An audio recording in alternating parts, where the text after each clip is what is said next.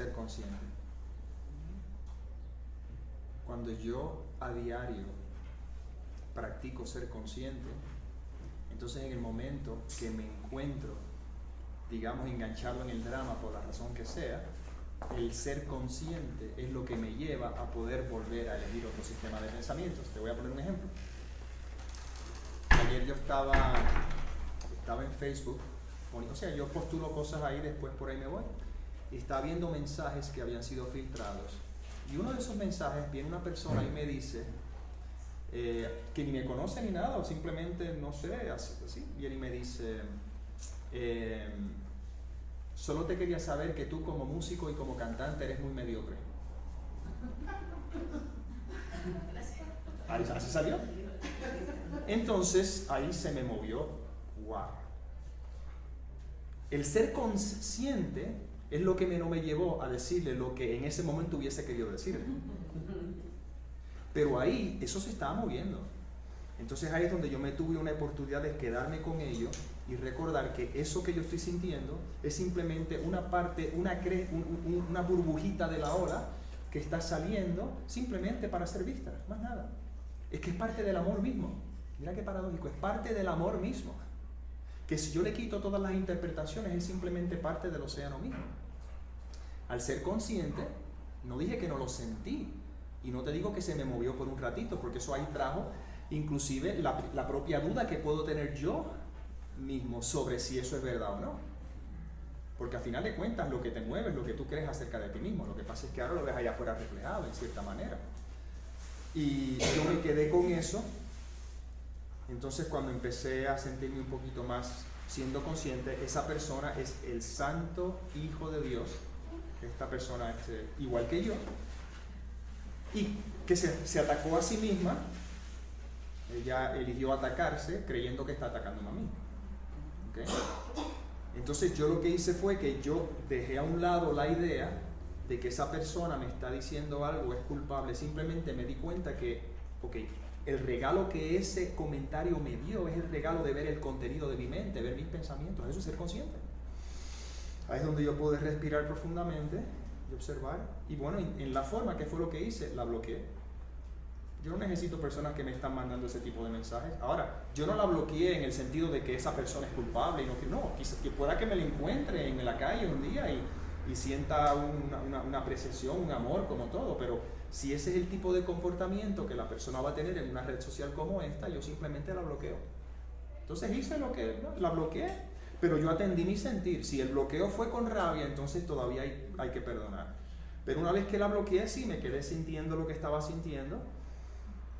Y lo dejé, y ahora vuelvo a retornar ahí como la contestación a tu pregunta. Ves cuando te enganchas en la película y el ser consciente es lo que te hace a volver a desenganchar de la película. Y este es un proceso que hacemos en todo momento, y mientras más me voy abriendo, mientras más soy consciente, lo interesante del caso es que ya la película en general no te engancha tan fácilmente. Y cuando te enganchas por alguna razón, el desenganche, ¡pum!, se desencadena más rápido. De lo contrario, eso se puede quedar si yo dejo que el sistema de pensamientos del ego interprete un enganche como ese, o cualquier tipo de enganche, te puedes quedar con ella por años, décadas. Gente que todavía no ha sabido perdonar lo que le ocurrió hace 20, 30 años atrás. Pero con el proceso del perdón, el ser consciente, eso se puede desenganchar en ese momento. Pues eso es todo lo que yo hago a diario. Yo a diario soy consciente. Y cuando un obstáculo sale a la superficie, esa es la señal para volver a traer conciencia. Por eso es que el doctor Kenneth Wapnick decía, y esto nunca se me va a olvidar, y lo repito en todas las charlas, es lo mismo. De la manera que tú sabes que estás avanzando en este proceso, no es porque ya estás en paz y estás feliz y todo, no pasa nada, porque si ese es el caso, no solo ni necesitarías el proceso, no estarías aquí. ¿Entiendes? Pero de la manera que sabes que estás avanzando en este proceso es cuando tú ves al ego, al miedo saliendo a la superficie y lo pillas, ¡pum!, antes de que agarre velocidad. Pues yo estoy en Facebook, estoy haciendo lo mío, veo ese comentario, ¡pum!, se detonaron muchas cosas ahí, y en ese momento de detonación pillo el sistema de pensamientos del ego, antes de que agarre velocidad, ya es donde tomo conciencia y desde la conciencia digo, espérate, deja ver lo que estoy sintiendo aquí, yo me quedo con esto. Ahí es donde nos lleva el capítulo 14, la sección 11 creo que es, que dice: cuando tu paz se ve amenazada o perturbada, afirma lo siguiente: no conozco el significado de nada, incluido esto. No sé por lo tanto cómo responder a ello, y no permitiré que mi pasado sea la luz que me guíe ahora. Entonces ahora, cuando soy consciente de ello, eso es todo lo que hago, y mientras yo siga creyendo ser un cuerpo que estoy respirando, pues me imagino que habrá más oportunidades que se seguirán presentando. Pero no pasa nada, porque como había compartido al principio de la charla, ya yo sé que si yo dejo los juicios a un lado, si dejo las interpretaciones, no importa lo que pase, ya soy consciente de que siempre estoy amando y soy feliz. Y fíjate,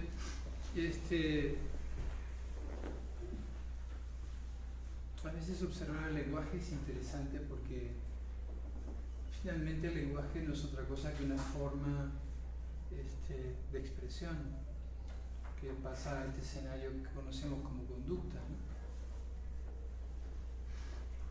Entonces,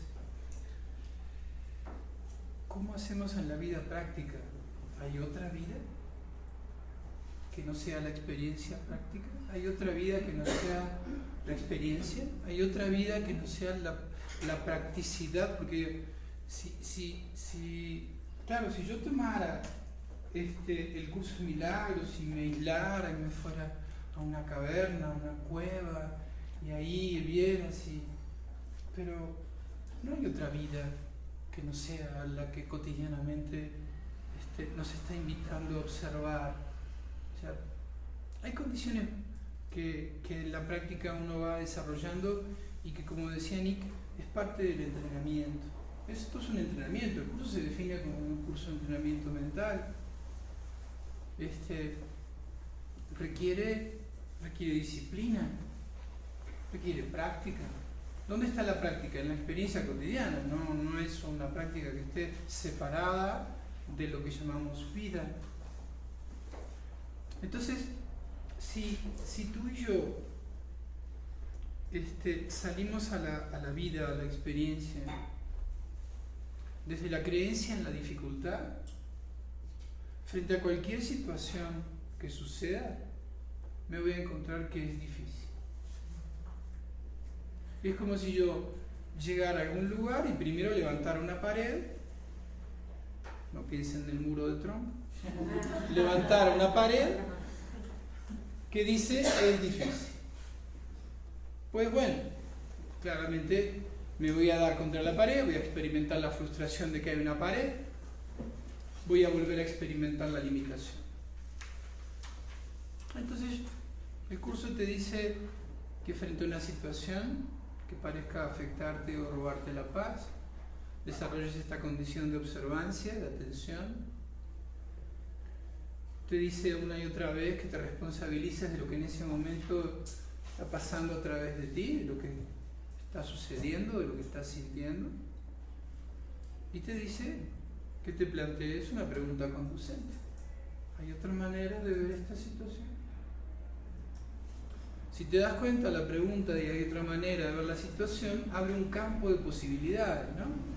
O sea, hacerme la pregunta, ¿habrá otra manera de ver esto? Es como, en lugar de levantar el muro de es difícil, debe haber otra opción. Si hay otra opción, hay otra posibilidad. Es decir, ¿qué distinto es abrirme a una nueva posibilidad a levantarme el muro de es difícil? Ojo, que vamos a tener percepciones de dificultad. O sea, sí, vas a percibir dificultad. ¿Por qué? Bueno, todo esto está montado en grados, el ego sigue dominando este escenario, como decía Nick, estamos acá todos en el mismo bote remando con el ego. Pero cada vez que yo me enfrento a la percepción de la dificultad, en lugar de levantar el muro de es difícil, hago lo que el curso me pide. Observo, siento, me detengo, me presento, me responsabilizo humildemente de lo que está sucediendo allí. Esa es la experiencia total que está disponible allí, y claramente me entrego a reconocer de que necesito otra manera de ver la situación. ese es el entrenamiento básico del estudiante de curso de milagros, que generalmente, como todas las cosas del ego, lo subestima. El ego quiere decirte, no, mira, tienes que entender la profundidad metafísica del curso. No. Tienes que darte cuenta de que estos obstáculos es difícil, son tus propios límites. Entonces, sí, quiero paz, pero no quiero practicar. ¿No? Sí, quiero paz, pero no quiero practicar. No, si una y otra vez se nos está diciendo que tenemos una mente divagante, basada en pensamientos ilusorios, o sea, en un sistema de creencias que ha inventado todo este show de la dualidad. Y entonces necesito entrenar mi mente a reconocer que todo lo que se me muestra en este supuesto marco externo, digo supuesto porque finalmente está en la mente, no es nada afuera, pero bueno, aparenta estar afuera. Todo eso es neutro, pero mis pensamientos no.